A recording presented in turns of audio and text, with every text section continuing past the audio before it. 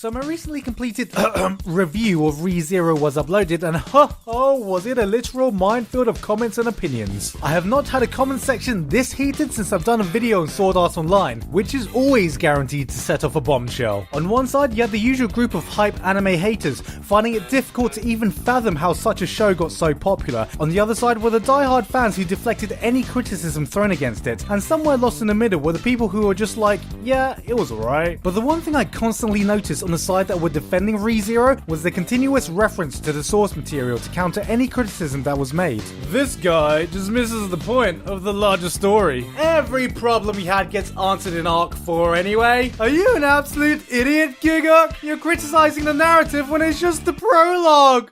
The prologue! Which, after hearing all that, I could only think one thing.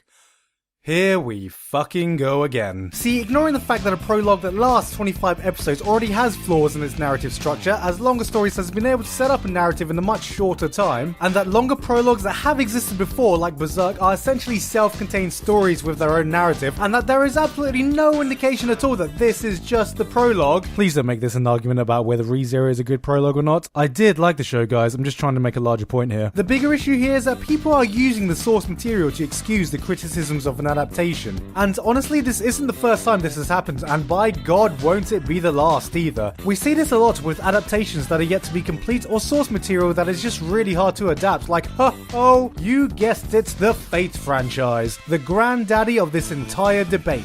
See, whenever I've seen someone criticize either one of the Fate adaptations, it's almost guaranteed to trigger a plethora of fans of the visual novels it was based on. Either we were watching it wrong, or the criticisms we had were never really true because they were addressed in the visual novels, and we should have really read the visual novel before watching the anime because that's the only real way to properly experience it. And while Fate is definitely the easiest example I can think of, this way of thinking is scattered across many different anime franchises. The peculiar thing is that anime is the only place I've really seen a source material brought up as an actual defense to the adaptation, as I definitely don't see this as much in other mediums. For example, we don't see the Watchmen comics used to cover up any faults this movie had, or any other film adaptations for that matter. Hell, we don't even see anime used as an excuse for bad anime adaptations, because that's exactly how they're seen, just a bad adaptation. Outside of anime, it seems more widely acknowledged that an adaptation is separate from the source material and is judged independently. We see the words based on, and we immediately accept that whether this be a good adaptation or bad adaptation, it should be judged based on its own merits, and that's the way it should be.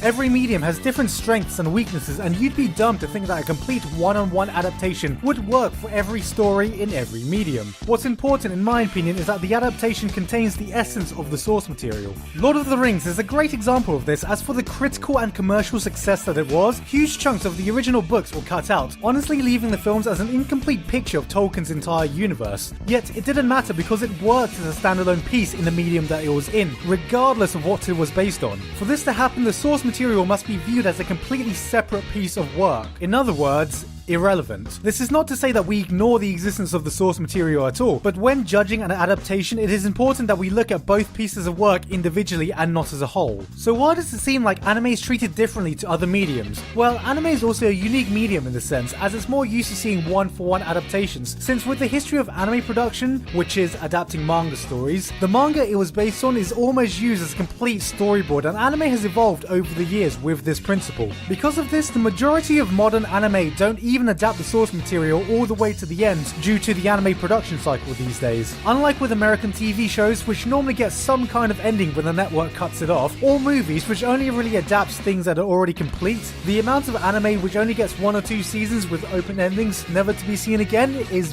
vast. We're forced to judge the adaptations we have because, well, we have no guarantee that we'll ever see more of it. But this does beg the question of whether these kinds of adaptation are truly standalone or more of a complementary piece of the source material and extension of the original body of work. See, as I mentioned before with movies and their source material being judged entirely independently, a lot of the times anime adaptations can just be a part of a bigger whole. As I mentioned with Fate Stay Night, an 80+ hour visual novel with multiple routes and a non-linear narrative, it is very difficult, nigh on impossible, to create a faithful adaptation where you get the same experience as you do reading the visual novels. The same can be said with incomplete adaptations like ReZero so far, though to a less complicated extent. So with all this in mind, should we think of anime as just an extension of the original body of work?